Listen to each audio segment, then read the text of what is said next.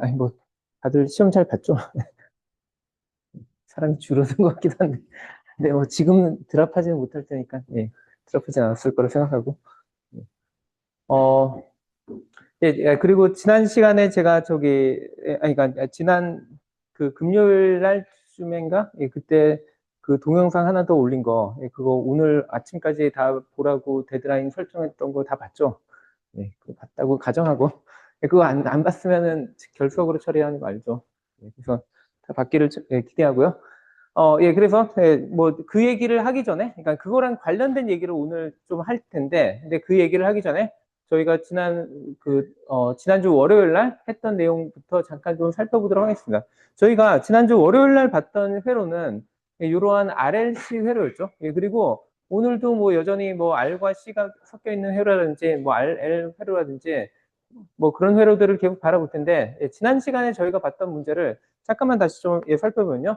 저희가 뭐 예를 들면 이거는 되게 일반적인 회로기 때문에 이런 회로에 뭐 호모제니어스 솔루션 구하겠다고 뭐 여기다가 그 익스포넨셜 ST라는 ST라는 뭐 그런 함수를 넣어가지고 뭐 이러한 그 캐릭터리스틱 이퀘이션을 찾아서 예, 그래서 보통은 근을 구했었고요. 예, 그리고 그로부터 이렇게 제너럴 솔루션을 쫙 구한 다음에 그다음에 또 저희가 관심 있는 게 뭐였냐면 그러니까 저희가 지난주 그 월요일까지 관심 있었던 사항은 여기다 전압을 가는데 0에서 1로 갑자기 아니면 0에서 V 낫으로 갑자기 바뀌는 예, 이런 상황을 봤었거든요. 물론 이거 자체도 꽤 그 중요한 문제입니다. 왜냐면은 뭐 제가 뭐 예를 들면 이런 경우가 언제 해당되냐 뭐 약간 패시브한 상황에서는 뭐 뭐 제가 동영상으로 보여드렸듯이 뭐 예를 들면은 저희가 자동차를 타고 가는데 뭐 덜컹 했다. 그러면 그게 그 덜컹한 상황들이 계속 이게 진동이 어떻게 그 없어질 것이냐. 예, 뭐 그런 것에 관련될 수도 있고요.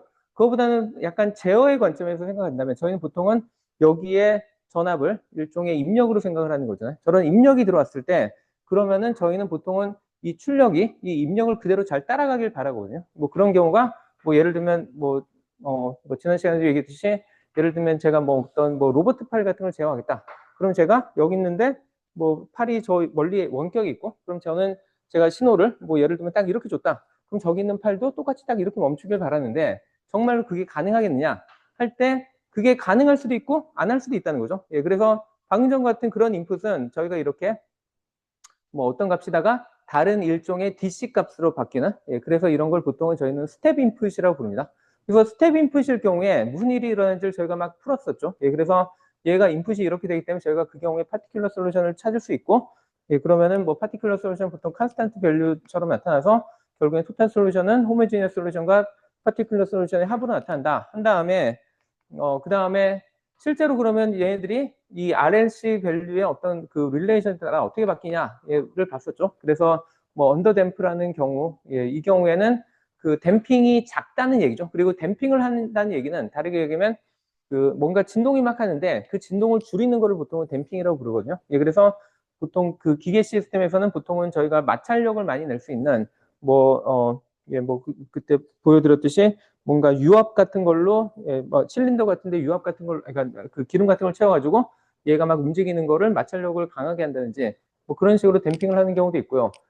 전자회로에서는 뭐 저희가 항상 제가 강조했던 게 RLC 중에서 전기를 실제로 소모하는 애는 R밖에 없다고 했죠. 예, 그래서 R이 얼마나 큰가가 이 댐핑을 결정한다고 했었습니다. 그래서 지난번에 보면은 알파의 분자에 R이 들어가는 걸 확인했었죠. 예, 그래서 그러니까 R이 커지면 댐핑이 커진다 볼 수 있는데 예를 들면 그러니까 R의 크기가 상대적으로 되게 작다 하면은 언더댐핑이라고 볼 수 있고요. 예, 그럴 경우에는 저희가 솔루션을 풀어보니까 사이누소이달한 커브, 그러니까 이렇게 사인과 코사인이 합쳐져 있는 커브 형태로 나왔었죠. 예, 그래서 실제로 저희가 플랫을 해보면 저희는 원래 원하는 거는 딱 이렇게 입력이 들어오면은 아까도 얘기했듯이 저희가 여기 탁 움직이면은 저쪽에 있는 어떤 뭐 로봇 팔 같은 것도 딱 똑같이 딱 멈추길 바라는데 그러지 못하고 이렇게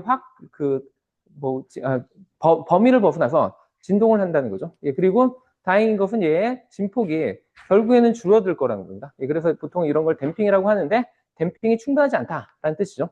그리고 그에 비해서 만약에 댐핑이 되게 크다 하면은 무슨 일이 벌어지냐? 뭐 그냥 생각해봐도 예, 알파가 크다는 거는 R이 크다는 건데, 근데 저희가 보통은 RC 타임 컨스탄트는 게 뭐였냐면, 얘가 수렴하는데 시간이 얼마나 걸리냐에 대한 그런 지표였죠. 예, 그래서 R이 크다는 얘기는 얘가 되게 천천히 그 수렴을 할 거란 얘기죠. 예, 근데 그것도 저희가 원하는 건 아니겠죠. 저는 여기 딱 빨리 움직여서 뭐가 움직이는 걸 캐치를 한다든지 뭐 그렇게 하고 싶은데 얘가 반응이 느리면은 그러면 안 좋겠죠. 예, 그래서 그러면 얘가 진동은 하지 않고 그래도 정말로 예, 최대한 요 기울기가 빨라서 얘가 빨리 도달하는 걸 어떻게 할 수 있냐 했을 때 딱 한 가지 경우가 보통은 존재하고 예, 그 경우가 이런 조건을 만족하면 되고요. 예, 그럴 경우에는 얘가 이 정도까지 되는 게 제일 빠르게 올라간다는 거죠. 그리고 만약에 이걸 벗어나면 그때부터는 오히려 진동을 하기 시작하는 예, 그런 상황으로 바뀐다는 거였습니다. 근데 여기에 모든 논의들은 뭐 다시 한번 강조하지만 입력이 0에서 갑자기 1로 딱 바뀐 다음에 그 다음에 계속 있는 겁니다. 예, 근데 오늘 볼 거는 입력이 이런 경우에 이런 게 아니라 입력이 다 사인파로 들어오는 사이누소이달 커브로 들어오는 경우를 이제 쳐다볼 겁니다. 자, 저희가 그 어떻게 보면은 제가 오늘 볼 문제는 예, 뭐 얘기했듯이 이런 식의 사인의 파가 이렇게 들어오면은 그럼 여기에 출력이 어떻게 나오냐 그거에 관심이 있는데 이거 보면 되게 특정한 문자처럼 보이잖아요. 그러니까 어떤 사인파가 들어왔는데 걔가 어떻게 되냐. 근데 우리가 일상생활에서 진짜로 사인파, 아주 깨끗한 사인파로 뭔가 입력을 넣을 일은 사실 많지는 않죠. 예, 대부분의 경우에는 그 되게 아비트러리한 신호. 그러니까 뭐 제일 대표적인 게 뭐 사람들의 목소리. 예, 이거 파로 그려보면은 막 계속 진동을 엄청나게 복잡하게 하잖아요. 예, 그런데도 불구하고 아니면 아까처럼 저희가 이렇게 그 스텝 인풋처럼 뭐 이렇게 하는 뭐 이런 거를 딱 보낼 수도 있는데 아니면은 뭐 아까 얘기했듯이 뭐 목소리가 막 이렇게 계속 진동한다든지 제가 막 하면은 막 왔다 갔다 하겠죠.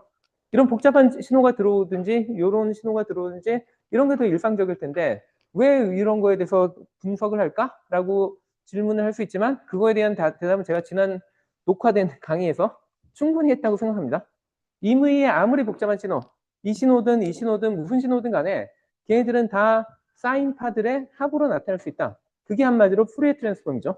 그렇기 때문에 뭐 저희가 이런 신호에 대해서 회로 한번 해석하고 이런 신호에 대해서 회로 한번 해석하고 또 다른 신호 들어오면 또 해석하고 그러지 말고 아예 그냥 얘네들이 어차피 몇 개의 주파수의 합으로 예, 물론 몇 개가 되게 많은 무한대 개수가 될 수도 있겠지만 예, 이거를 주파수로 나타내면 뭐 어떤 주파수 성분이 얼만큼의 크기를 가지고 어떤 주파수는 얼마 어떤 주파수는 얼마 뭐 이런 식으로 저희가 생각하면은 그럼 이 주파수에 대해서 얘가 어떤 반응을 하고 이 주파수에 대해서 어떤 반응을 하는지 따로 계산한 다음에 합쳐도 된다는 거죠. 그리고 그걸 합쳐도 되는 이유는 저희가 다루는 이런 회로들은 선형적이기 때문에 아니면 진짜로 얘는 선형적이지 않지만 저희가 보통은 스몰 시그널 어널리시스를 한다는 게 그 저희가 선형적으로 근사할 수 있는 구간을 잡아가지고 그 안에선 선형적이라고 저희가 해석을 하는 거잖아요.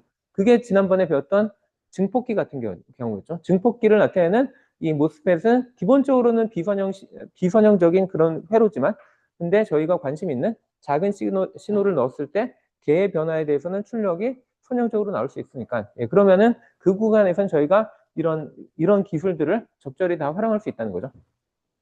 네, 그래서 요 회로를 다시 보면은 뭐 저희가 한참 전에 배웠던 사실은 뭐 얘를 뭐 낫게이트처럼 생각할 수도 있지만 예, 여기서는 제가 해석하는 거는 그 증폭기로 생각을 하겠습니다. 그래서 증폭기의 역할이 뭐였는지 생각해보면 여기에 뭐 어떤 바이어스 전압이 걸리고 거기에 이런 스몰 시그널로 이렇게 사이누소이달 커브 예, 되게 깨끗한 사인파가 쭉 들어왔다 하면은 뭐 원래는 저희가 그때는 뭐 여기 R 있는 것도 별로 신경 안 썼고 그냥 얘가 여기에 어떻게 반응하냐 그것만 봤었는데 뭐 다들 보셨듯이 기본적으로는 얘가 저희가 없애려고 하더라도 어떤 페라시릭 커패시턴스가 존재하기 때문에 얘를 무시할 수 없고요. 그리고 일반적인 이런 그 소스들도 뭐 그 저항이 없기를 바라겠지만 예, 뭐 진짜로 그러니까 엄밀하게 따지면 거기에도 약간의 저항 성분이 있을 수 있고요. 그리고 일부러 저희가 여기다 넣는 경우도 있습니다. 뭐 그 경우는 저희가 그 무엇을 원하냐에 따라 다를 텐데요. 근데 이렇게 돼 있을 경우에 저희가 기대하는 출력이 뭐냐? 뭐 원칙적으로는 저희가 여기 들어온 임의의 신호는 여기에 증폭이 되고 그대로 나타나겠죠. 예, 그래서 뭐 지금 제가 스케일은 똑같이 그렸지만 뭐 예를 들면 이게 10배의 증폭이 되는 뭐 그런 파다라고 생각할 수 있겠죠. 자, 근데 그럼 뭐 이런 거 넣으면 항상 이거 나오는 게 당연한 거 아니야? 라고 생각하고 싶겠지만 만약에 회로가 이런 식으로 R과 C 성분들이 좀 섞여 있다. 그러면은 항상 이렇게 들어온다고 이렇게 나온다는 보장이 없다는 겁니다. 그래서 저희는 보통 얘네들을 해석할 때 무슨 짓을 먼저 하냐면, 예를 들면은 낮은 주파수의 신호를 넣었을 때 걔의 진폭이 어떻게 되는지를 측정한 다음에 여기다 표에다 반영을 하는 거예요. 그러니까 지금 제가 여기에 해당되는 주파수 성분을 제가 이게 가로축을 지금 주파수축으로 했잖아요. 그래서 뭐 특정한 주파수, 뭐 첫 번째 주파수에 대해서 얘의 출력의 이 진폭이 얼마냐에 따라서 그럼 여기에 진폭에 해당되는 어떤 점이 있을 거잖아요. 그럼 이 점을 찍는 겁니다. 그리고 얘를 이제 주파수를 또 증가를 시켜요. 예, 이렇게 하면 증가된 거죠. 그러면은 얘가 어떻게 나오는지 보니까 아직까지는 이 정도 주파수에 대해서는 여전히 예, 그 진폭이 뭐 거의 10배로 그대로 제대로 잘 증폭이 됐습니다. 예, 근데 그럼 이거를 계속 진폭을 또 늘리면 계속 잘 될 것이냐? 주파수를 늘리면 계속 잘 얘가 증폭이 될 것이냐? 해서 보니까 그렇게 되지가 않는다는 거죠. 예, 이런 식으로 어느 순간 얘가 뭐 고주파가 되면은 그러면 이때 해당되는 주파수 성분에 대한 반응은 여기처럼 똑같이 10배가 되는 게 아니라 얘보다 훨씬 더 작은 진폭이 나타나게 되고, 그러면 이런 경우에 저희는 이렇게 또 플러스를 할 수 있겠죠. 그리고 또 여기다가 또 진폭을 또 주파수를 또 늘렸다. 그러면 여기에 나타나는 진폭을 측정해보면 더 작아졌죠. 예, 그러면 여기다 플러스 할 때는 또 다시 예, 이 다른 더 높은 주파수에 대해서는 진폭이 또 줄었으니까 예, 이렇게 될 거고요. 그래서 저는 몇 개의 샘플만 했지만 아까도 얘기했듯이 저희가 사실 이무에 이런 신호가 온다면 얘는 사실 어떤 주파수 성분들이 섞여 있을지 모르니까 모든 가능한 주파수 성분에 대해서 기본적으로 저희가 이런 테스트를 해봐야겠죠. 예, 그래서 그거를 다 해본다면 아마도 예, 이와 같은 예, 커브를 얻게 될 가능성이 높다는 겁니다. 물론 이게 예회로가 RC가 아니라 뭐 좀 다른 형태, 뭐 RL이라든지 그렇게 되면은 이 커브의 모양은 다른데 제가 보여드리고자 하는 거는 이 커브를 우리가 일반적으로 그릴 때 예, 여기에 가로에다가 주파수 성분을 그리고 그 다음에 여기에 진폭의 정보 또는 증폭률에 대한 정보를 플랫을 한다는 개념이 무슨 뜻이냐? 예, 여기처럼 제가 계속 그 넣어주는 사인파에 그 주파수를 계속 뭐 증가시킨다든지 감소시키면서 그때마다 여기 출력에 나오는 그 출력의 진폭이 어떤 식으로 변하느냐, 예, 그거를 예, 플러스로 나타낸 거라고 이해하시면 될 것 같습니다. 자, 이게 왜 중요하냐? 제가 저기 그 동영상에서 그 예, 프레이 트랜스폼 관련된 그 동영상에서 뭐 강조했듯이 예를 들면은 제가 어떤 경우에는 고주파 성분을 잘라야 되는 경우도 있거든요. 뭐 제가 그때 보여드린 예는 뭐 예를 들면은 제가 어떤 정보가 있는데 이 정보랑 다른 정보를 동시에 보내기 위해서 근데 뭐 그거를 그 무선으로 동시에 보내겠다. 그러면은 저희가 무선을 같은 주파수를 동시에 쓰면 안 되잖아요. 왜 그러면 다른 사람들의 신호랑 겹칠 테니까. 그래서 제가 보내고자 하는 첫 번째 신호와 두 번째 신호를 다른 주파수 대역으로 합쳐가지고 보내면 좋은데 그러려면은 뭐 보내고 난 다음에 다시 복구를 한다든지 뭐 그럴 때는 저희가 그러니까 어떤 주파수 대역마다 자르는 그런 기능이 필요하죠. 그런 기능을 여기 있는 RC 회로가 잘 구현을 할 수 있다는 겁니다. 그래서 이거 왜 그렇게 되는, 그러니까 이게 왜 저렇게 되는지는 뒤에서 좀 더 수학적으로 설명할 예정이긴 하고요. 근데 제가 여기서 약간 뭐 주파수 개념에 대해서 약간만 좀 더 강조를 하고 싶은 게, 뭐 예를 들면은 제가 요런 요거를 그릴 때 제가 여기다가 보통은 저희가 그 주파수 대역도, 그러니까 주파수 축을 제가 여기다 로그 스케일이라고 표현했잖아요. 예, 보통은 저희가 주파수 축은 그러니까 주파수에 대한 이런 반응을 나타낼 때는 저희는 보통은 로그 스케일을 제일 많이 사용합니다. 근데 그 이유가 뭐냐면은, 뭐 사람들이 약간 좀 그 느끼는 것도, 예, 저희가 음악에서 뭐 한 옥타브 올라갔다라고 표현을 하잖아요. 한 옥타브가 올라가는 거는 정확하게는 주파수가 2배씩 증가하는 걸, 두 배가 맞나? 제가 8배인가 2배인가 갑자기 헷갈리는데. 네, 근데 정확하게 그게 배수로 증가하는 거거든요. 걔가 선형적으로 증가하는 게 아니라, 예, 그래서, 예, 옥타브 가면 2배였던 것 같은데, 예, 갑자기 오랜만에 생각을 하니까, 예, 맞을 거예요.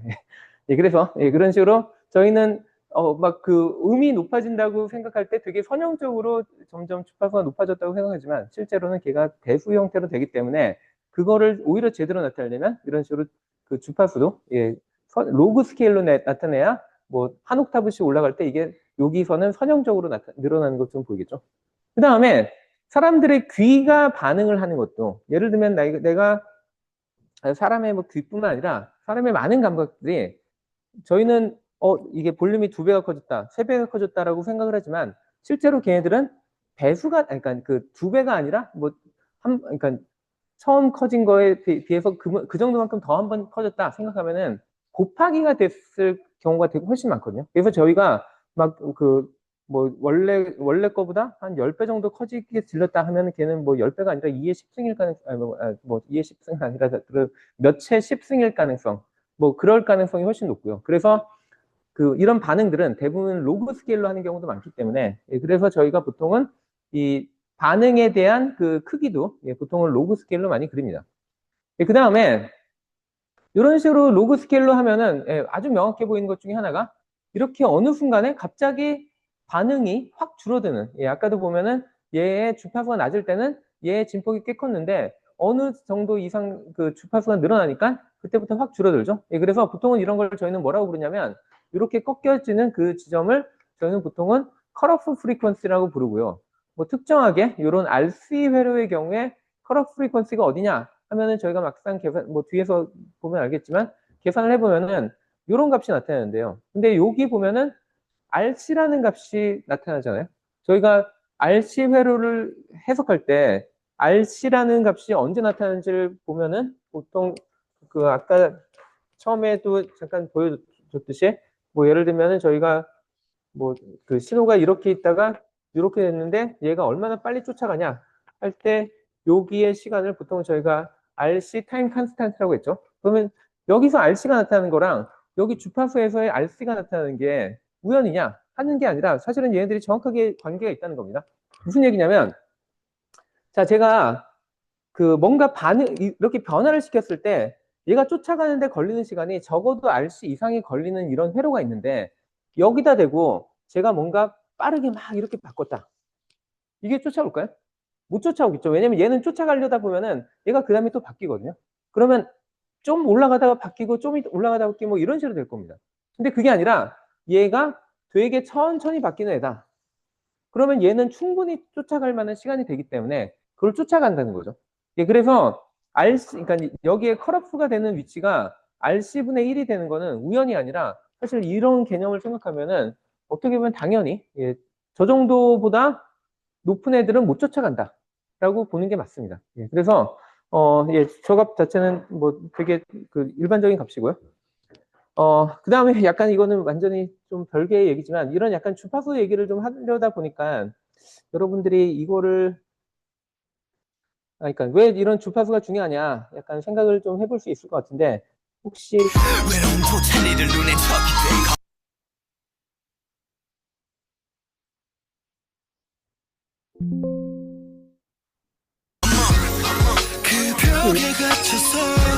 노래 뭔지 아세요?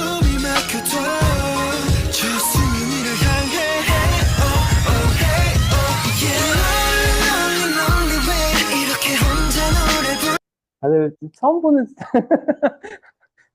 뭐 답은 여기 있었긴 했는데, 여기 있죠? 혹시 아무도 모르세요? 저는 잘 몰라가지고, 그냥 제가 저거를 보게 된 이유는 딴 게 아니라 주파수 대역과 뭐 이런 거를 설명하려다 보니까 거기에 적절한 예가 뭔가 하다 보니까 저거를 찾아서 보여드린 건데, 저게 방금 전에 제목이 BTS의 웨일리언 52라는 노래였고요. 한 뭐 몇 년 전에, 한 5년 전? 뭐 그때쯤 유행했던 것 같은데, 제가 왜 저 얘기를 하냐면, 그러니까 그러니까 그 노래를 모르니까 그 배경 설명도 전혀 모른다는 거죠. 그러면, 그럼 다시 그 얘기 하기 전에, 사람은 모든 주파수를 다 들을 수 있나요? 혹시 얼마까지 들을 수 있는지 아세요? 제일 낮은 주파수 어디까지? 보통 20Hz가 제일 작은 주파수라고 얘기를 하니까 들을 수 있는? 물론 아주 엄청난 능력을 가진 사람이 10Hz까지 듣는 사람도 있겠지만, 그리고 그러면 최대 주파수는 보통은 얼마 정도라고 얘기하죠? 2만 정도, 20kHz라고 보통은 얘기를 합니다. 뭐 그것도 사람들마다 다 가청 주파수 대역은 좀 다르긴 한데, 대충 그게 최대라고 보시면 되고요. 근데 아까 그 웨일리 52가 뭐였냐면은, 보통 고래들은 가청 주파수가 한 40Hz 정도라고 하더라고요. 근데 연구자들이, 막 고래 연구자들이 막 보니까 어떤 고래는 맨날 52Hz에 막 소리를 내는 거예요. 근데 그러면 다른 고래들은 얘가 아무리 소리를 내도 그걸 못 듣잖아요. 그래서 그 고래의 외로움을 나타내고, 결국에는 사람들 간의 그런 커뮤니케이션의 단절이라든지 뭐 그런 걸 나타내는 노래라고 하는데, 제가 뭐 그거에 관심 없고, 제가 관심 있는 거는 그런 식으로 가청 주파수라는 개념이 있고, 그게 뭐 예를 들면 제가 여기서 뭐 4만 헤르츠의 어떤 막 주파수를 아무리 내도 여러분들은 그걸 못 들을 거라는 겁니다. 저도 당연히 못 듣고요. 그리고 그거를 약간 뭐 긍정적으로 활용했다고 해야 될지 악용했다고 해야 될지 모르겠는데, 예전에 저기 그러니까 미국의 예전에 어떤 쇼핑몰의 뭐 그런 뉴스 같은 걸 보니까, 거기서 쇼핑몰은 보통 뭐 그러니까 모든 세대가 다 갈 수 있겠지만, 보통은 뭐 고등학생들이 와가지고 막 사고 치고 그런 경우는 많잖아요. 근데 그 고등학생들 와서 사고만 치지 돈도 안 쓰고 하는데, 사실은 돈 쓰는 사람들은 그 나이가 많은 사람들이잖아요. 이거 어떻게 하면은 법적으로 문제 없이 어린애들을 못 오게 할 수 있을까? 아니면 좀 접근성을 좀 안 좋게 할 수 있을까 해서 낸 아이디어가, 일반적으로는 나이가 들면서 가청 주파수 대역이 점점 줄어들거든요. 아마도 여러분하고 저랑 최대로 들을 수 있는 주파수 대역을 비교하면은 제가 훨씬 더 작을 겁니다. 제가 나이가 들었기 때문에. 그래서 그 고등학생들만 잘 들을 수 있는 그런 주파수의 노이즈를 계속 쐈다요. 그래서 어른들은 전혀 그걸 못 듣는데, 어린애들은 그걸 들으니까 애들 막 그냥 나가고, 그리고 사고를 안 치고 어른들만 남아 있었다라는 뭐 그런 얘기도 있고요. 그 다음에 또 여러분들 저기 CD 같은 경우에, 보통은 저희가 CD 음질이라고 하면 그게 고음질이라고 보통 얘기하는데, 걔를 보통은 저희가 CD라는 게 뭐 딴 게 아니라 결국에는 원하는 거는 아까 얘기했듯이 이런 뭐 음성이든지 아니면 어떤 이런 신호가 있을 때, 사실은 이 신호를 저희가 컴퓨터로 다시 컴퓨터 아니면 디지털 기기로 다시 재생을 한다는 얘기는 여기 있는 요 정보를 다 저장을 하고 있어야지 재생이 가능한 거잖아요. 근데 이 정보를 저희가 얼마나 많이 저장을 해야 되냐 생각을 하면은, 이거는 그냥 얼핏 보면 아날로그 신호기 때문에 모든 이 정보를 다 간직을 해야 되지 않을까라고 생각을 하지만, 사실은 그럴 필요가 없다는 겁니다. 왜냐하면 사람은 어차피 뭐 아까 얘기했듯이 20kHz 이상의 주파수는 못 듣기 때문에, 그래서 사실은 사람이 어차피 못 듣는 정보는 뭐 바이올린을 연주해서 거기서 그 음이 나오든 안 나오든 녹음하는 게 의미가 없겠죠. 굳이 저희가 간직할 필요 없겠죠. 그래서 보통 CD 같은 경우에는 사람이 들을 수 있는 20kHz까지의 그 신호를 하면 된다고 생각을 하는 편인데, 근데 그럼 그걸 어떻게 하느냐? 저희가 여기 있는 모든 점을 다 하는 게 아니라 얘를 특정한 점에 대해서만, 그러니까 특정한 시간 간격으로 샘플링을 합니다. 그러니까 요 점, 요 점, 요 점, 요 점, 요 점만 해가지고 그 정도의 정보만 저희가 디지털로 가지고 있으면은, 그러면은 원음을 재생하는데, 적어도 사람이 듣는 들을 수 있는 원음을 재생하는 데는 아무런 문제가 없습니다. 그래서 만약에 저희가 그래서 혹시 CD의 샘플링 레이트 얼마인지 본 적이, 그래서 저희가 이거를 샘플을 얼마나 자주 하느냐를 샘플링 레이트라고 부르는데, 얼마인지 혹시 아세요? 예, 예, 그 44.1kHz라고 보통은 얘기를 하는데, 20kHz 듣는데 왜 44를 하냐? 이거는 뭐 나이키스트 시어리엄이라고 해가지고, 저희가 예를 들면 이런 사인이 하나 있는데, 이 사인파를 다시 복구해내는데 최소로 얼마만큼의 샘플링을 해야 되냐 하면은, 적어도 한 주기 내에 2번 이상은 샘플링을 해야지 원래 파를 재현해낼 수 있다라는 그런 수학적으로 증명이 가능하거든요. 그래서 그것 때문에 20kHz의 2배인 80kHz에다 10%더 해줘, 마진을 주려고. 그래서 44.1kHz를 했다라고 알고 있습니다. 그래서 이런 것들이 뭐 일상생활에 사실 다 적용되는 되게 중요한 개념들이고요.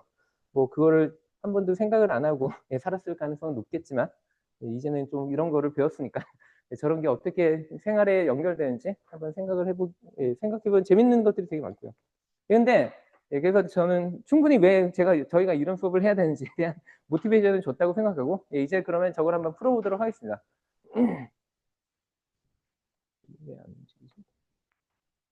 예. 자, 그래서 저희가 풀고자 하는 문제는 사실 되게 단순한 문제라고 볼 수 있습니다. 예, 저기 나온 것처럼 저희가 다시 푸는 게 RC회로 맨날 다루는 또 그게 나와서 예, 좀 그렇긴 할 텐데 예, 그래도 한번 생각을 해보죠. 자, 여기에 보면은 자, 여기에 뭐 R이 있고 예, 그 다음에 여기에 C가 있다라고 생각을 할 수 있고요. 예, 그러면은 저희가 지난번까지 많이 했던 거는 보통 여기다가 입력을 이렇게 주는 거였는데 그게 아니라 이제는 그러니까 0초 전까지는 0이었는데 근데 그때부터 딱 저희가 정해져 있는 이런 사인파를 넣는 경우를 보도록 하겠습니다. 그래서 요거가 입력 조건이라고 보시면 될 것 같고요.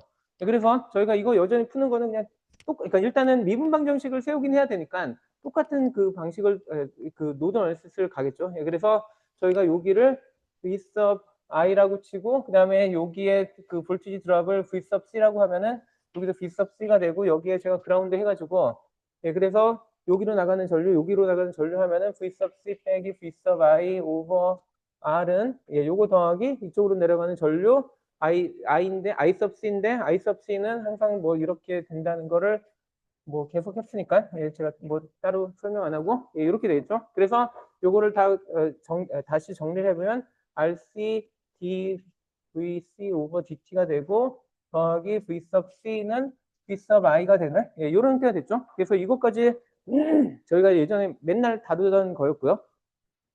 이제 저희가 그러니까 회로에서 다루지 않았던 경우가 뭐였냐면 얘가 0초보다 클 때 얘가 실제로는 V sub i가 V sub i라고 제가 이렇게 쓰고 코사인 오메가 t인 경우를 저희가 뭐 회로로서는 다루지 않았는데 사실 수학적으로는 미분 방식 저런 거 많이 다뤘죠. 시험에도 나왔죠. 그래서 좀 나왔던 것 같은데 그 예, 그래서 예, 요거 어떻게 다루냐? 뭐 이거 너무 전형적인 문제라서 파티큘러 솔루션 먼저 구하고 그다음에 호모지니어스 솔루션 구하면 되죠. 그래서 파티큘러 솔루션 구할 텐데 파티큘러 솔루션 구할 때도 저희가 많이 사용하는 트릭이 물론 요거를 그대로 하기 위해서 저희가 여기다가 코사인과 사인의 조합으로 넣는 게 하나의 옵션이었고요. 다른 옵션은 여기다가 원래는 없지만 갑자기 요런 애를 하나 더 집어넣어서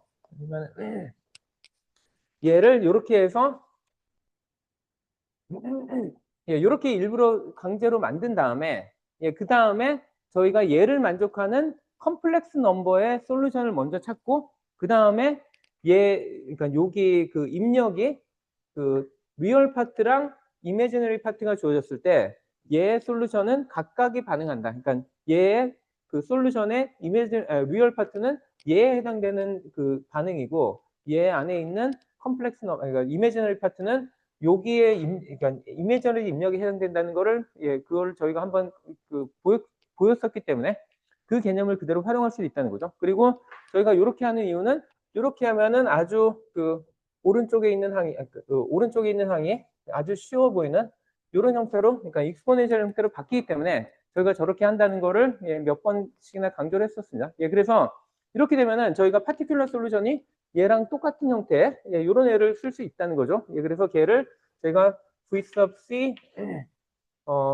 파티큘러 솔루션의 컴플렉스 버전이라고 해서 CPC라고 썼는데 여기다 그 어떤 지금 찾아야 되는 앰플리튜드 그 다음에 익스포넨셜 J 오메가 T 이렇게 해가지고 이제 여기다 딱 넣는 거죠. 그럼 여기다 다시 넣으면은 그러면은 얘는 공통이니까 그 왼쪽에 나타날 거고 그 다음에 RC 그 다음에 J 오메가가 한번 나오고 그 다음에 익스포넨셜 J 오메가 T가 나올 텐데 얘는 공통이니까 일단 빼놓고 그 다음에 여기다도 요걸 넣으면 V sub C 여기 빠지고 그 다음에 익스포넨셜 여기다 왔으니까 얘는 그냥 1이 되는 거죠. 그리고 오른쪽엔 V sub I 익스포넨셜 J 오메가 T가 나오니까 이걸로 봤을 때 V sub CP는 그러니까 여기의 값은 결국에는 1 더하기 J 오메가 RC 분의 V sub I가 그냥 되는 거죠. 그래서 너무나 쉽게 이 결과를 얻고 그 다음에 이 결과를 여기다 그냥 대입을 하면은 거의 문제를 다 푸는 거죠. 근데 거의라고 한 게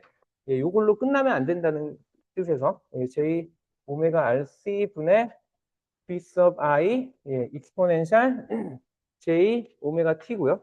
왜 여기서 끝내면 안 되냐? 저희가 원래 풀어야 했던 문제는 이 문제가 아니라 요 문제였죠. 요거에 해당되는 문제이기 때문에 저희는 마지막에 이렇게 얻은 솔루션에 대해서 다시 리얼 파트를 가해주는 B sub C, P, C에 대해서 요거를 해야지만 진정으로 저희가 원하던 B sub C, P를 얻게 되는 거죠.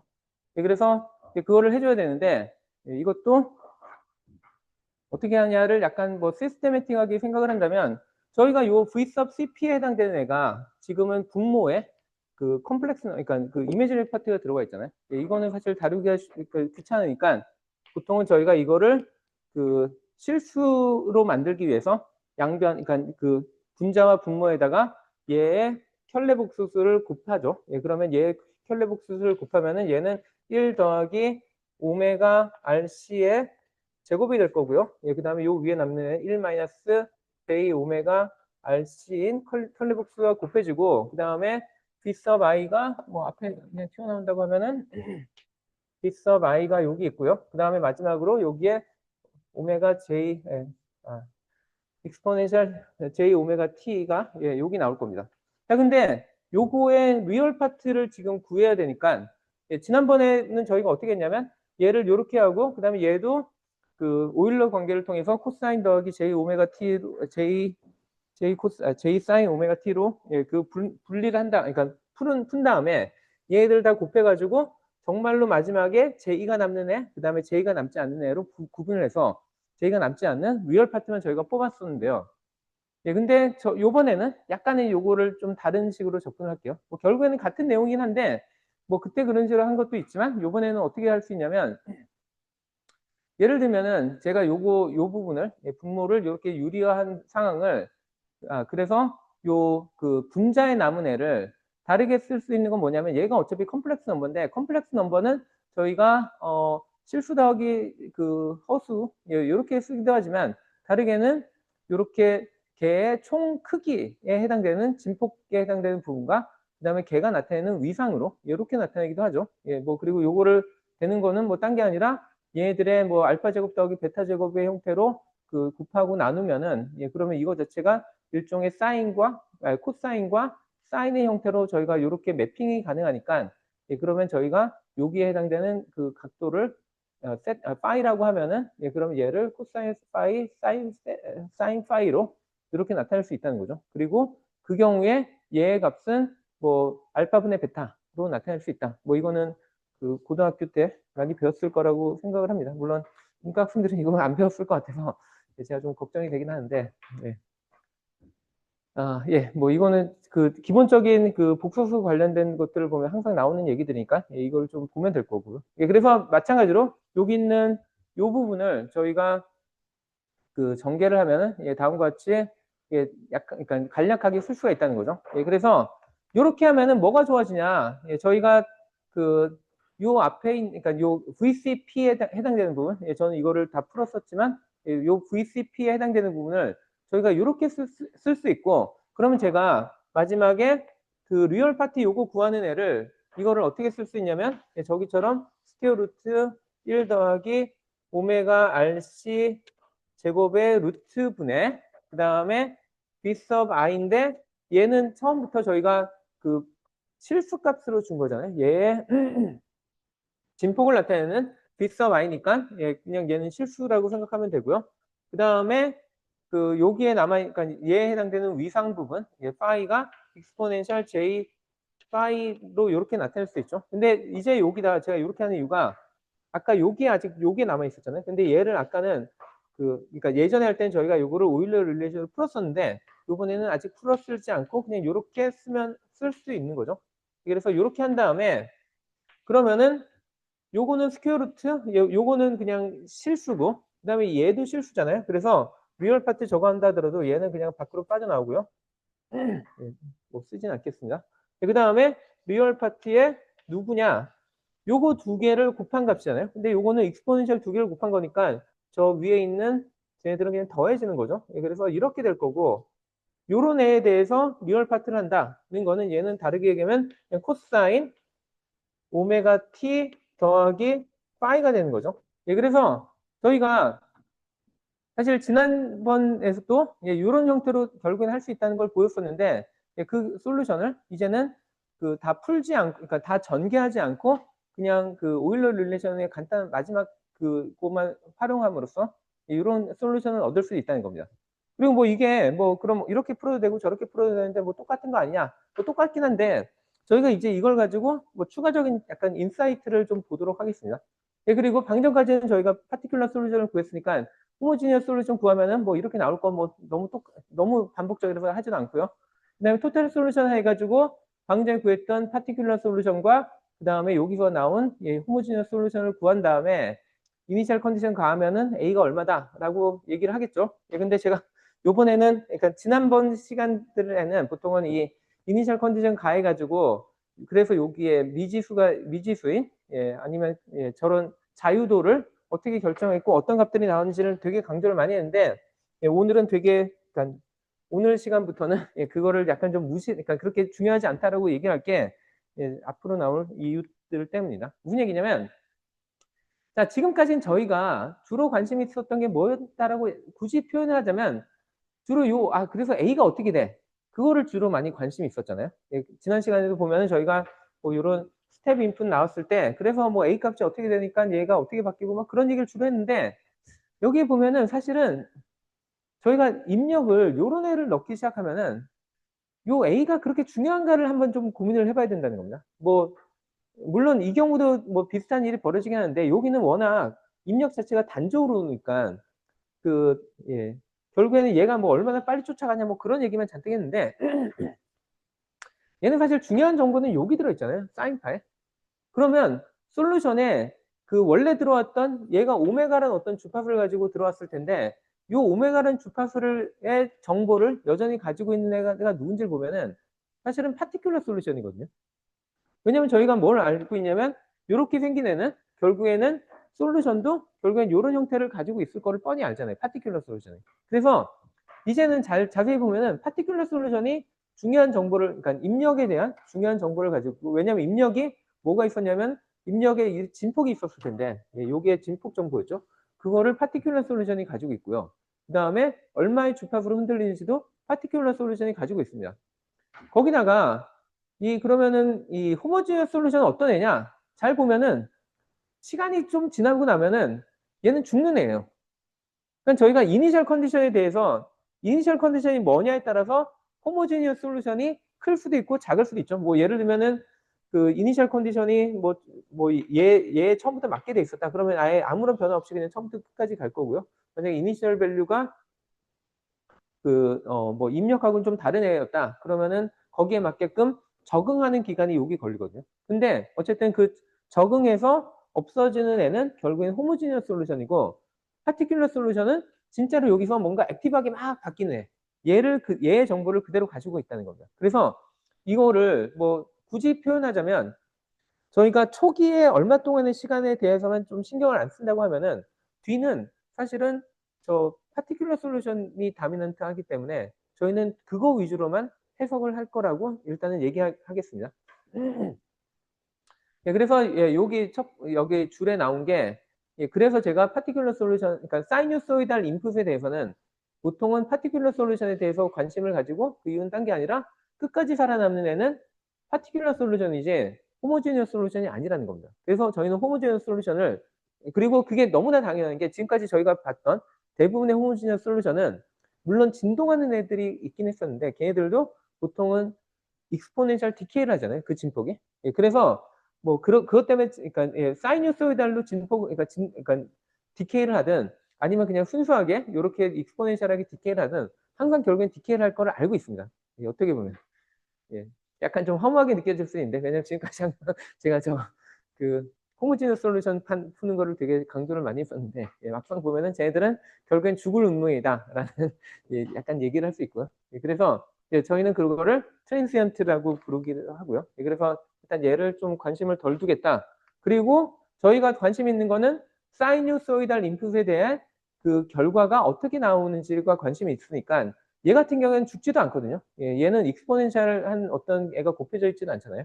그래서 얘들을 보통은 사이누소이달 스테디 스테이트라고 부릅니다. 그러니까 사이누소이달하게 스테디한 인풋이 들어오면은 그러면 거기에 대한 반응이 사이누소이달 스테디하게 나온다라는 뜻이죠. 그리고 뭐 아까도 잠깐 얘기했지만 그러면 여기서 파티큘러 솔루션의 어떤 특징을 결정하는 게 누구냐? 일단은 V sub i는 있겠죠. 근데 V sub i는 누구였냐면 입력의 진폭이거든요. 그러니까 이거는 어떻게 보면 주어진 거지. 뭐 제가 이 시스템에서 컨트롤하는 개념은 아니잖아요. 근데 V sub i에 비례하는 건 당연하고요. 그러니까 입력이 크면은 출력도 당연히 비례해서 클 거고요. 근데 그러면 원래 들어온 입력이 그대로 유지되기를 바라는데 얘에 의해서 일종의 변경이 된 거죠. 그러니까 이만큼으로 나눠지고 있잖아요. 그래서 이 정보가 누구한테서 왔는지를 다시 원래 생각을 돌아가 보면 사실은 여기서 온 거죠. 그러니까 뭐 여기라고 해야 할까요? 예. 결국에는 요 아니면 얘까지 같이 포함된 정보라고 한다면 사실은 요 앞에 붙은 값이 결국에는 얘네의 진폭을 결정한 거라고 볼 수 있고 그럼 얘의 위상은 또 누가 결정했냐? 예, 결국엔 보면은 제가 뭐 아까 여기선 표시를 안 했지만 얘를 결국엔 저희가 그 익스포넨셜 형태, 그러니까 그 주어진 이 복소수를, 그러니까 원래 주어졌던 이 복소수를 익스포넨셜 형태로 나타냈을 때, 예, 그때 여기에 나타나는 요 위상이 결정을 한 거라는 거죠. 그래서 뭐 사실은 중요한 게 누군지를 보니까 요 요 선형 방정식에 대해서 요 파티큘러 솔루션에 그 앞에 붙는 요 개수 이게 모든 정보를 가지고 있었다라고 극단적으로는 얘기할 수 있다는 겁니다.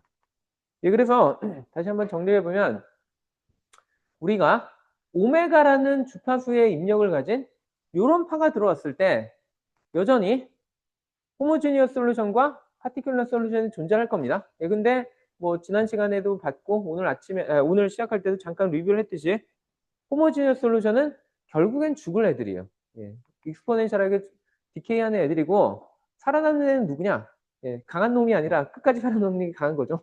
예, 그래서 그 입력으로 이렇게 들어온 애가 결국에는 살아남는다는 겁니다. 예, 그래서 그리고 이때도 그러니까 그러면 이거 입력에 주파수가 오메가였으면 출력의 주파수는 뭐냐?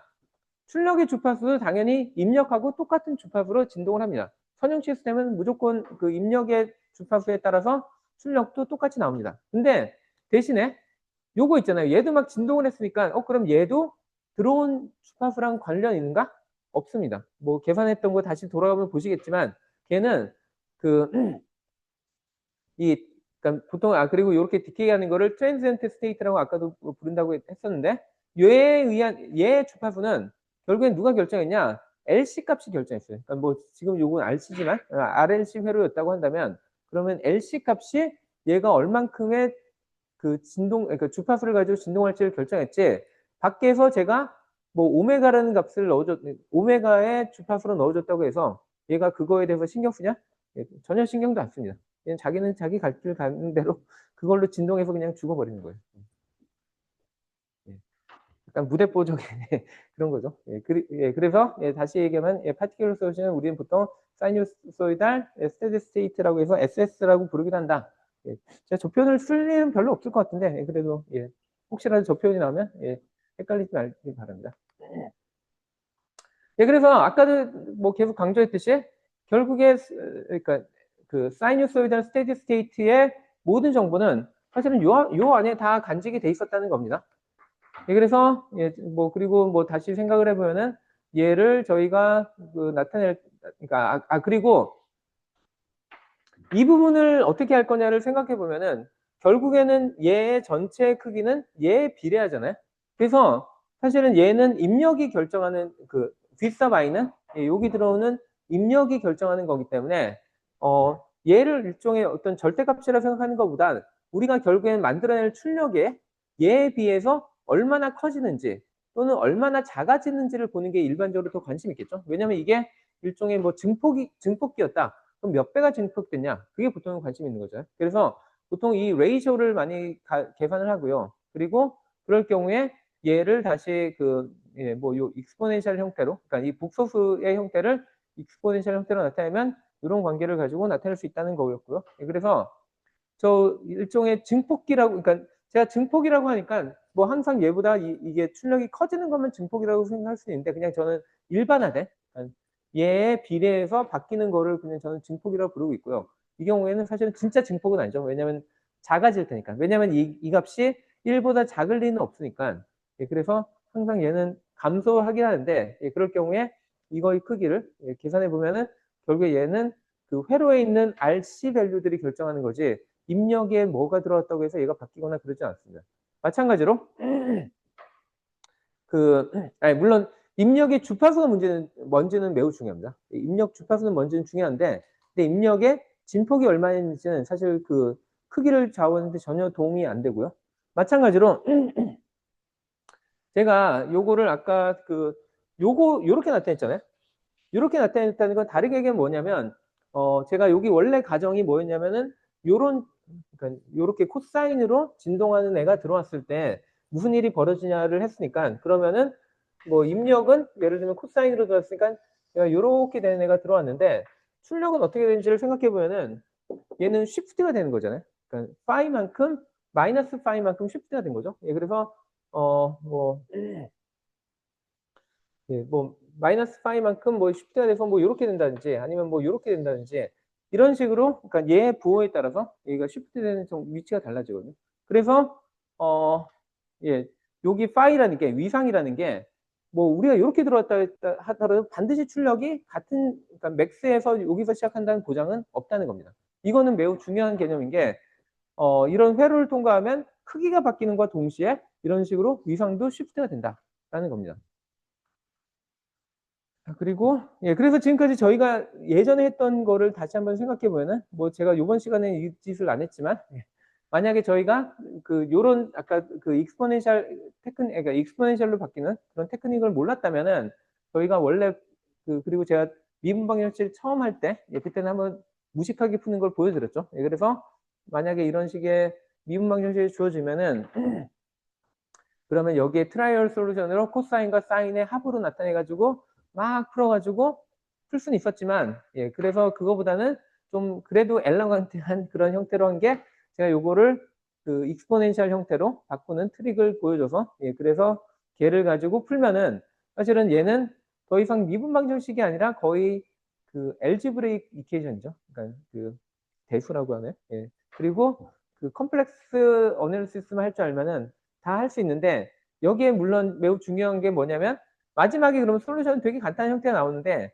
대신에 마지막에 정리를 좀 해줘야죠. 리얼 파트만 잘 택하는 거. 예, 이 정도만 잘해주면 그러면 문제가 좀 쉬워졌다는 걸 알 수 있습니다. 근데 좀 이따가는 이거보다 더 쉬운 방법을 해서 예, 이런 것마저도 고민 안 해도 되도록 예, 할 예정입니다. 근데 그거 얘기하기 전에 잠깐만 여기 이쪽 동네에서 사용하는 뭐 이런 터미널레지라든지 아니면 이런 기호들을 좀 알면 좋을 것 같아서 잠깐 좀 정리를 해보면요. 제가 아까 얘기했듯이 입력에 대해서 출력의 크기가 이렇게 되는 거잖아요. 그러니까 출력의 절대값은 얘가 결정하는데 얘는 기본적으로 입력에 비례할 거잖아요. 그러니까 왜냐면 이 출력의 크기가 결국엔 얘에 비례하게 되니까. 그래서 저희는 보통은 레이쇼에 관심이 많고 그래서 저희는 이거를 트랜스퍼 펑션이라고 부릅니다. 왜 저희가 이걸 트랜스퍼 펑션이라고 부르냐? 뭐 당연하겠지만 저희가 일종의 이 회로를 여기가 입력이고 그다음에 여기를 V 아웃이라고 생각한다면 그럼 얘는 어떤 블랙박스가 있는데 여기에 V 인이 들어왔더니 여기에 V 아웃이 나오는 개념이죠. 예, 그래서 여기를 통과한 애가 어떤 식의 일이 벌어지냐. 예, 그래서 그걸 보통 저희가 트랜스퍼 펑션이라고 부르고요. 그러면 아마 제일 처음에 관심 있는 거는 뭐 아까 제가 처음에 예제로 보여드렸듯이 이런 진폭이 들어왔을 때 여기에 얼마만큼의 진폭이 나올 것이냐 그게 관심 있잖아요. 그리고 그 크기는 사실은 잘 따져보면은 그냥 얘의 그러니까 이걸로 나눈 값에 얘의 절대값이 될 거라는 걸 알 수 있습니다. 그래서 얘를 그린 거를 보통 이렇게 플랫을 하고요. 그래서 요거를 매그니튜드 플랫이라고 부릅니다. 그러니까 그리고 이 경우에 아까 제가 제일 처음 또 시작할 때 보여드렸던 그 예제를 보면은 요렇게 생기는 커브를 제가 그렸었는데 왜 이런 식으로 나오는지를 잘 생각을 해보면은 요거를 해석을 잘 해보면 되죠. 만약에 오메가가 되게 작은 값이다. 그러니까 요게 물론 로그 스케일이긴 하지만 예 그렇기 때문에 여기는 진짜 작은 값이거든요. 여기쯤에 되게 작은 값에다가 RC 곱해봤자 결국엔 1보다 되게 작겠죠. 그러니까 이거는 한동안은 거의 1에 가깝게 약간은 줄어들겠지만 되게 티도 안 나게 되게 천천히 줄어들 겁니다. 근데 얘가 어느 순간 되게 크게 바뀌는지를 보면은 거꾸로 얘기하면, 그럼 얘가 또 언제 반대가 되느냐? 당연히 얘가 1보다 훨씬 크면은, 그러면 얘가 더 이상 그 1의 역할은 거의 무시가 되고, 얘가 그냥 다미넌트한 팩터가 되겠죠? 예, 그래서 얘가 다미넌트한 팩터가 되면은, 그럼 아마 그냥 얼핏 생각하면, 이거는 저기, 스퀘어 루트, 그러니까 쟤는 거의 근사하면 스퀘어 루트의 오메가 제곱에 R 제곱에 C 제곱이니까, 그럼 이거는 뭐 그러니까 오메가 RC 정도가 돼서, 그럼 이게 뭐 보통은 그 역수의 함수, 뭐 x분의 1의 함수 같은 형태가 돼야 되는 거 아니냐 생각할 수 있는데, 여기 잘 보면은 둘 다 로그 스케일이거든요. 가로도 로그, 세로도 로그. 그래서 얘를 로그 스케일로 그리면은 이렇게 선형처럼 보입니다. 그래서 이거 헷갈리면 안 돼요. 이게 실제로는 뭐 이거 x분의 1에 해당되는 함수긴 한데 로그 스케일이기 때문에 이렇게 나타나고요. 그리고 자, 그러면 여기에 분기점이 되는 순간이 언제냐? 결국엔 얘와 얘가 같아지는 순간이겠죠? 예, 그래서 그걸 계산해보면 오메가는 RC분의 1이라는 결론을 낼 수 있습니다. 그리고 저희는 이렇게 분기가 되는 이런 지점을 저희가 보통은 컷오프 프리퀀시라고 부른다고 아까 제가 잠깐 얘기했죠. 그리고 이게 말이 되는 이유가 아까도 얘기했지 RC 회로의 경우에는 반응이 보통은 RC 타임 정도는 걸리기 때문에 그거보다도 더 빨리 바뀌는 애들은 걔네들은 거의 통과를 못한다. 그러니까 신호가 거의 무너진다고 보면 되고요. 대신에 걔보다 훨씬 더 천천히 바뀌는 애들은 그래도 회로가 좀 따라가기 때문에 그 원래의 신호가 꽤 많이 살아있을 거라고 생각할 수 있는 거죠. 예, 그리고 보통은 저희가 왜 이거를 로그 스케일을 쓰냐. 만약에 제가 리니어 스케일을 썼다면 아마 회로가, 그러니까 얘의 리스판스는 이렇게 나왔을 거거든요. 이거 보고, 여기서 무슨 일이 벌어지는지 파악이 거의 안 되죠. 왜냐면 얘는 실제로 여기 꺾이는 일은 거의 여기서 일어나는데 저희가 보통 관심 있는 건 그래서 고주파로 가면 무슨 일이 벌어지는데 그게 궁금하거든요. 그래서 얘는 그렇게 좋은 어떤 그 표현 방식이 아니기 때문에 보통 사람들이 로그 스케일로 매그니튜드 플러스를 많이 씁니다.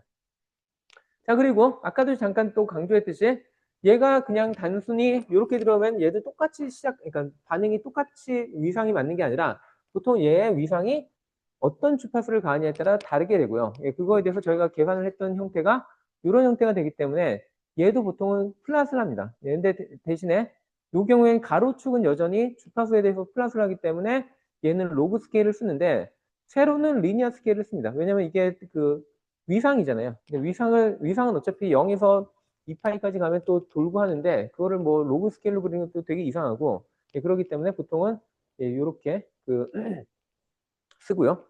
그리고 아마 그냥 처음 생각하면은, 내 생각에, 그러니까 제가 뭐 지난번에 뭐 프리에 트랜스포 하면서 여러분한테 막 보여드렸던 게 뭔가 주파수 대역마다 다른 크기를 가진 성분들이 있고, 그래서 걔들의 성분만 잘 유지를 하면은, 아니면은 제가 뭔가 볼륨을 키운다는 거는 그러니까 그 주어져 있는 뭐 예를 들면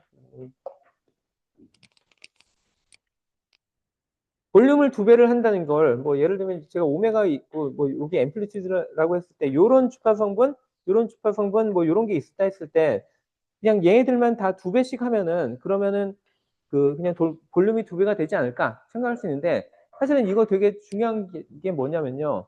위상을 원래 위상대로 그대로 유지하지 못하면은 이상하게 신호가 엄청나게 왜곡이 될 수 있습니다. 예, 그거를 지금 정확하게 여기 보여주고 있는데, 제가 뭐 그 강의에서도 한번 보여드렸듯이 저희가 보통은 완벽한 사각파를 보통은 원한다. 예, 그러니까 이건 완벽하지 않죠. 근데 이거를 지난 시간에 보여드렸듯이 얘를 프레이 트랜스폼 하면은 제일 낮은 주파수에 해당되는 거랑 그 다음에 뭐 서드 오더라고 보통, 그러니까 얘 주파수의 3배에 해당되는 성분, 그다음 5배에 해당하는 성분, 7배에 해당되는 주파수를 가진 성분들이 이렇게 계속 그 진폭이 줄어든 애로 분해가 되는데, 그럼 이제 얘네들을 잘 더하면은, 그러면 점점, 그러니까 요거 2개를 더하면 요런 형태가 되고, 그 다음에 여기다가 요걸 또 더해주면은 요렇게 되고, 여기다 또다시 얘를 더해주면 그래도 점점 사각파에 매우 가까워지는 형태로 점점 수렴을 하죠. 이게 프레이 트랜스폼이 원래 이렇게 된다고 했잖아요. 자, 근데 위상이 얼마나 중요한지를 그러니까 따지기 위해서 제가 일부러 요 2개를 약간의 위상차를 줬습니다. 그러니까 약간의 티는 나죠. 근데 예를 들면 얘도 제가 위상차를 줬는데 얘는 거의 구별도 못할 정도로 위상이 안 바뀌었죠. 얘도 마찬가지고. 그런데도 불구하고, 얘는 약간 좀 티가 나겠네요. 예. 근데, 그러니까 얘는 두 개가 비교가 되니까 약간 티가 나는 것처럼 보일 텐데, 요 정도면 차이가 나도 신호가 꽤 왜곡이 심하죠. 그리고 얘도 거의 티도 안 나지만 얘 더하면은 예, 더 어글리해지고, 예, 이 정도 되면 완전히 그냥 신호가 망가진 정도가 되죠. 자, 이게 제가 요거 두 개를 앰플리튜드는 그대로 유지했고요. 위상만 약간씩 조정했거든요. 그런데도 불구하고 저 정도로 크게 차이가 난다는 거고, 예, 그래서 제가 그 위상이 안 맞으면 얼마나 안 좋은 상황까지 벌어질 수 있는지, 뭐 여기 좋은 동영상이 있길래 하나 가져왔는데, 예를 들면은, 이건 아니고, 예, 예를 들면은, 얘 같은 경우가 그 위상이, On the other hand, if all the different wavelengths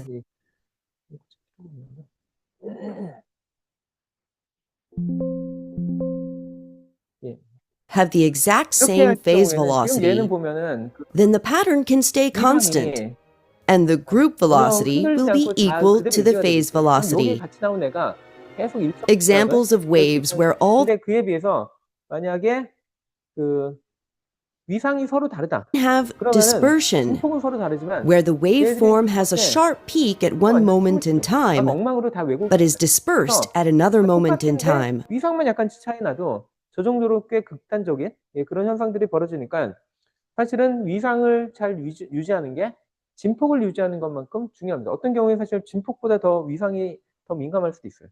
그래서 그거는 사실 주어진 문제에 따라서 예, 뭐가 중요한지를 잘 생각을 해봐야 되고요.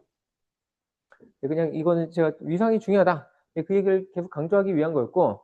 자, 근데 제가 아까, 앞으로 우리는 회로를 좀 더 간략하게 해석하는 거를 좀 제가 소개를 하겠다고 했잖아요. 그래서 그거를 저희는 보통은 임피던스 모델이라고 부르는데, 저게 뭐냐?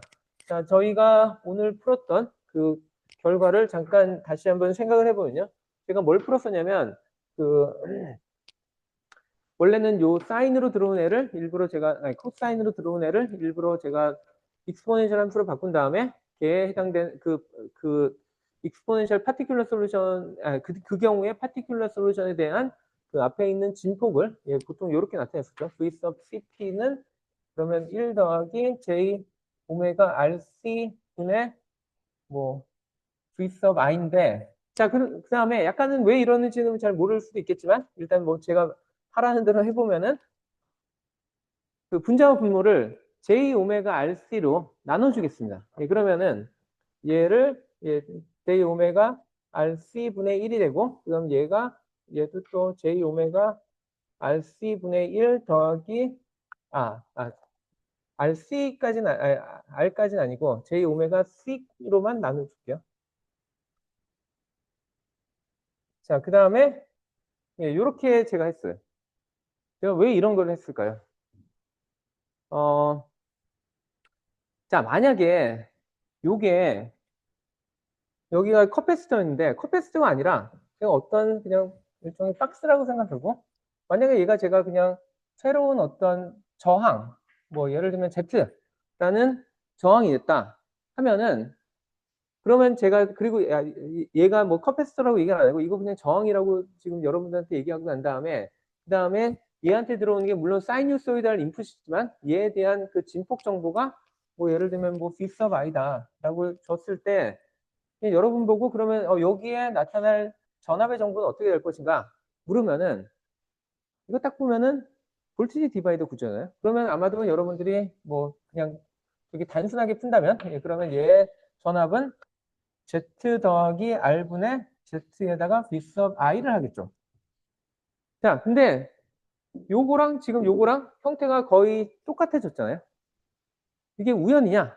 예, 우연이 아니라는 겁니다. 예, 그거는 제가 뒤에서 쉽게 보여줄 수 있고요. 예, 그래서 이렇게 된다는 거를 보통은 저희가 컵패스터는 물론 컵패스터는 저항은 아닙니다. 근데 저희가 회로를 해석할 때 얘를 거의 저항처럼 해석하고 해도 꽤 잘 맞는 게 아니라 정확하게 되는데 근데 그때 그러면 얘가 나타내는 이 컵패스터가 나타내는 저항 성분의 크기를 어떻게 써야 되냐 할 경우에 이 경우에는 Z는 여기처럼 J 오메가 C로 나타내면은 그러면 이게 저희가 해석하고자 하는 회로에 정확하게 그 결과를 준다는 거죠. 근데 그러면은 이게 일반화 시킬 수 있냐? 당연히 일반화 시킬 수 있고, 어, 예, 그리고 그거를 그러면 한번 유도를 한번 해보면요. 그냥 유도는 되게 단순합니다. 그러니까 자, 만약에 먼저 일단은 제가 그 저항의 경우를 한번 그냥 먼저 생각을 해보면요. 저희가 원래 생각하는 게 여기다가 사이누소이달 인풋을 넣는 거를 가정하잖아요. 그러면은 제가 여기다가 넣는 그 저항, 그러니까 전압도 일종의 사이누소이달 인풋에 약간 일반화된 형태의 J 오메가 T를 넣는다고 생각하고 그 경우에 여기 들어가는 전압의 크기를 Vsub R이라고 할 수 있겠죠. 저항의 Vsub Resistor라고 생각하고요. 그러면 저희가 또 뭘 알고 있냐면 여기에 뭔가 사이누소이드한 그런 저항, 전압이 들어온다면 그러면 그때 여기에 흐르는 전류의 크기도 일반적으로 J 오메가 T를 가지고 진동할 걸 알고 있고요. 대신에 얘가 어떤 식으로 어떤 크기를 가지고 진동할지를 모를 수 있잖아요. 그래서 이런 관계까지는 얘기할 수 있는데, 그러니까 요 정도까지는 얘기할 수 있는데, 그럼 저희는 얘와 얘의 관계가 어떻게 되냐를 찾고 싶죠. 근데 저희가 제일 잘 알고 있는 그 오음의 법칙에 의하면 저희는 이런 걸 알고 있잖아요. R은 IR이라는 걸 알고 있으니까 그럼 여기다 다 집어넣어서 생각을 해보면은 그러면 얘 여기 들어오고 얘 여기 들어오면은 익스포넨셜 다 날아가면 V sub R은 R 곱하기 I sub R이라고 해서 저희가 요 관계만 따지면은 그러면은 R이라는 애는 이런 관계를 했을 때 그 저항이 나온다는 것을 확인했으니까 이런 식의 어프로치를 하면은 저희가 커패스터도 비슷한 거를 할 수 있지 않을까? 약간 확장해서 생각할 수 있죠. 그리고 정확하게 그렇게 되는 게요. 저희가 요거를 지금 문제처럼 다시 이렇게 바꾸겠습니다. 그러니까 C라고 생각하고요. 그 다음에 여기에 흐르는 그러니까 여기에 제가 가해주는 전압을 C라고 하고, 그 다음에 여기에 진폭을, 그 가해주는 전압의 진폭을 V sub C, 그 다음에 여기에 흐르는 전류의 크기를 I sub C, 그 다음에 I sub C라고 한 다음에, 자, 근데 아까는 저희가 저항의 경우에는 오음의 법칙을 적용했는데, 커패스는 오음의 법칙이 적용 안 되죠. 하지만 저희가 알고 있는 게 뭐냐면, 제가 계속 강조했듯이, 뭐, Q는 CV라는 거를 생각하면은, 그러면은 I는 시간에 대한 전류의 미분이니까, 이로 인해서 C, D, V over DT가 된다라는 간단한 공식이 있는 거죠. 그러면 여기다가 저희가 얘를 집어넣어 보면은 이제 전류 부분은 I sub C exponential J 오메가 T가 될 거고요. 그리고 여기의 경우에는 V를 넣으면은 뭐 얘는 그냥 상수니까 V sub C가 나오고 얘에 대해서 미분을 하니까 J 오메가 그다음에 exponential J 오메가 T가 나오는 거죠. 그래서 얘를 이렇게 다 지워 보면은 그러면 저희가 얻을 수 있는 관계식이 요걸 지워야 돼. 그러면 얘가 J 오메가 C V sub C가 되는데 아까처럼 저희가 마치 그 저항의 관계를 찾듯이 얘를 V sub C는 그럼 어떻게 돼야 되냐? I sub C와 어떤 관계가 돼야 되냐 하면은 얘가 J 오메가 C가 돼야 된다는 결론을 낸다는 겁니다. 자, 이걸로부터 저희는 그 컵패스가 나올 때는 걔에 해당되는 약간 V와 I 간의 관계는 이런 형태를 가질 거라는 거를 이제는 그 일반화 시킬 수 있는 거죠. 그래서 이렇게 하면은 제가 지금 방금 전에 했듯이 얘의 그 약간의 저항 같은 성분이 나타나면은 얘를 저희는 이렇게 쓸 거고요. 근데 정확하게 얘가 저항이 아니잖아요. 그래서 이름을 저희는 얘를 저항이라고 부르지 않고 일반화된 저항의 형태인 임피던스라는 표현을 씁니다. 임피던스가 임피드가 뭔가 방해한다 뭐 그런 뜻이잖아요. 그래서 저항이랑 비슷하잖아요. 근데 저희는 왜냐하면 그 저항은 일반적으로 그 실수죠. 근데 얘는 여기에 들어갔으니까 허수로 나타나잖아요. 그러니까 허수나 아니면 쟤네들을 같이 다룰 수 있는 일반적인 이름이 필요했기 때문에 그래서 저거를 보통 임피던스라고 부르고요. 마지막으로 그 인덕터의 경우에도 얘도 똑같은 그 접근을 하면은 그럼 저희가 알고 있는 건 정확하게 얘랑 반대인 이런 관계가 주어져 있다는 거 알고 그래서 얘한테 얘 다 넣어서 계산해 보면은 이렇게 나올 테니까 그럼 B sub L과 I sub L 간의 관계는 이렇게 나올 수밖에 없죠. 그래서 얘는 역수는 아니고, 예, 요렇게 생기는데, 예, 그래서, 근데 얘도 여전히 그 J가 붙었으니까 허수로 나와서, 예, 그러니까 복서수 쪽으로 나오기 때문에 저항하고는 당연히 다릅니다. 예, 근데 약간의, 지난번에도 보면은 그러니까 뭐, 인덕터로 막 복잡하게 이루어진 회로의 이퀴벌런트 회로를 계산하는 거는 저항하고 거의 똑같고, 그 다음에 그 컵패스터는 완전히 뭐 역수, 그러니까 병렬하고 완전 직렬과 병렬이 반대가 되는 그런 것처럼 얘도 여전히 예, 그런 관계가 존재하죠. 얘는 역수로 나타나고 얘는 그래도 예, 그 역수가 아닌 형태로 예, 이렇게 나타나기 때문에 뭐 그런 거를 잘 외우셔야 됩니다. 이것만 잘 외우면은 그러면 앞으로 나오는 회로들의 예, 그래서 요거를 정리하면은 예, 이렇게 된다는 것이고요. 예, 그래서 저희가 예, 방금 전에 했던 그 회로, 그러니까 방금 전에 얘기했던 이 회로를 똑같은 방법으로 저희가 해석할 수도 있겠죠. 예, 그래서 아까 얘기했듯이 R을 일반화된 임피던스 형태로 쓰기 위해서 제가 그냥 ZR이라는 걸 쓸 거고요. 마찬가지로 그 C에 대해서도 얘에 대한 임피던스를 아까 앞에서 구했던 요 관계를 정확하게 적용하면은 뭐 사실 뭐 똑같은 결과가 나올 수밖에 없겠죠. 예, 뭐 이미 보였으니까. 그래서 저희가 얘를 이제 임피던스로 두 개의 임피던스로 이루어져 있는 두 개의 임피던스가 직렬로 연결되어 있는 그런 회로에서의 볼티지 디바이더의 관계를 적용하면 정확하게 저희가 원했던 그 결과를 다시 찾을 수 있다는 겁니다. 뭐 이건 뭐 너무나 당연해서 뭐, 예, 뭐 이렇게 표현을 했고 예, 근데 그리고 또 중요한 게, 뭐, 항상 잊지 말아야 될 게, 저희가 이거 딱 구하면은, 이게 끝이다. 라고 하시면, 예, 약간 위험한 게, 예, 계속 얘기하지만, 결국엔 저희가 시작했던 거는 얘가 그 사인 형태로 들어온 거고, 그리고 그거를 약간 푸는 게 쉽게 하려고 익스포넨셜 형태로 바꾼 거였죠. 근데 마지막에 할 때는 항상 리얼 아웃풋을 해야 되니까, 여기다 다시, 그러니까 저희가 이런 결과를 얻고 나면, 항상 여기다가 다시 익스포넨셜 j 오메가 t를 곱한 다음에 얘 전체의 리얼 파트를 구하는 거를 그걸 잊지 말아야지 저희가 그 일반적인 그 미분 방정식을 풀었을 때 얻는 솔루션과 같은 애를 얻게 된다는 겁니다. 네, 이거 잊지 마세요. 예, 그리고 지난번에 저희가 했던 뭐 RLC 회로다 하면은 그럼 얘는 어떻게 할 거냐? 얘도 그냥 너무 단순해서 제가 그냥 그 슬라이드로만 설명하면 될 것 같은데 자 얘도 얘에 해당되는 임피던스 ZL을 찾을 수 있고요. 그리고 ZL은 어떻게 된다고 했냐면 J 오메가 L이라고 앞에서 얘기했죠. 마찬가지로 C도 얘에 해당되는 임피던스를 찾을 수 있고 걔는 역수의 형태로 나타난다고 했고 마지막으로 저항은 원래 자기가 가지고 있던 형태를 그대로 가진다고 했습니다.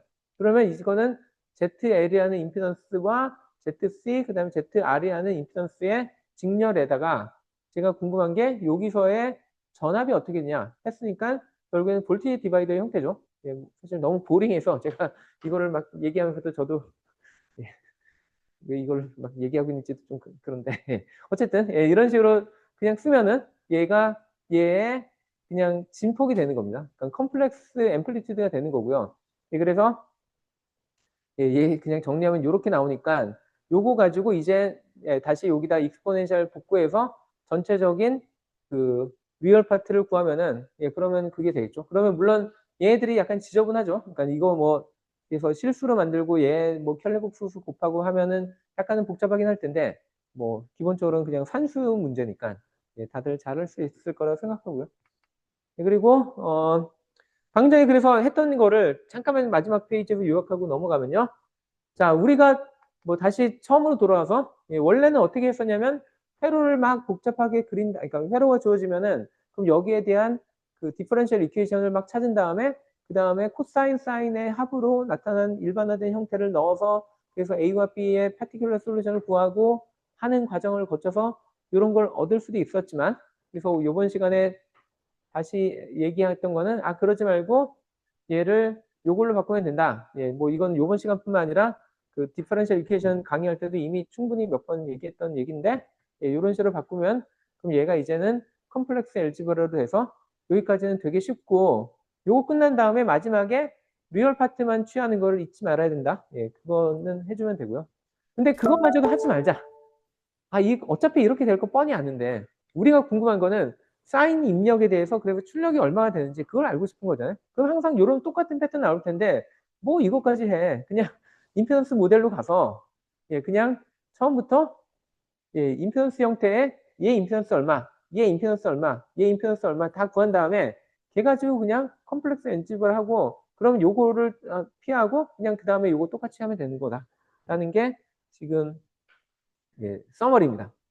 예, 물론 근데 제가 물론 기말고사는 저희가 범위가 전범위니까 요걸로 풀 때 오히려 불편한 애들의 문제가 있겠죠. 뭐 예를 들면은 예, 요런 애들, 예, 뭐 지난 시간 범위이긴 하죠. 요런 애들은 사실 요거를 풀려면 무한대의 사인을 합쳐야 되는 거잖아요. 예, 그러니까 굳이 그럴 경우에는 그렇게 안 할 거고. 예, 근데 뭐 예를 들면은 그 어떤 주파수가 주어졌을 때 걔가 어떻게 반응할 것이냐 하는 질문에 대해서는 사실 이 방법을 쓰는 게 제일 그 빠른 방법입니다.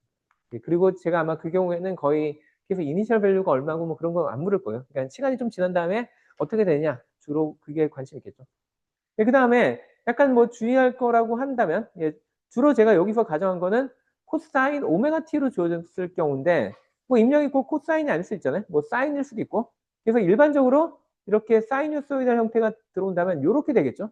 근데 이 경우엔 그럼 어떻게 하면 되냐? 뭐 이 경우도 마찬가지로 저희가 원래 코사인, 그러니까 코사인일 때 코사인 오메가일 때 이거를 익스포넨셜 j 오메가로 바꿔주지. 만약 이게 플러스 5면은 그러면은 요거에 해당되는 j 사인 뭐 요걸 해주면 되니까 결국엔 얘도 이렇게 되는 걸로 생각을 해서 마지막에 그 결과 유도할 때 여기다가 뭐 파이를 똑같이 쓰면 그런가요? 뭐 사이라고 할까요? 뭐 이런 다른 각도가 있으니까 나중에 그 리얼 파트 할 때도 요것도 잊지 말면 예, 잊지 말아야 된다. 그것만 뭐 주의하면은 그런 문제 푸는 데는 전혀 문제가 없죠. 예, 오늘 수업은 여기까지 하겠습니다. 예.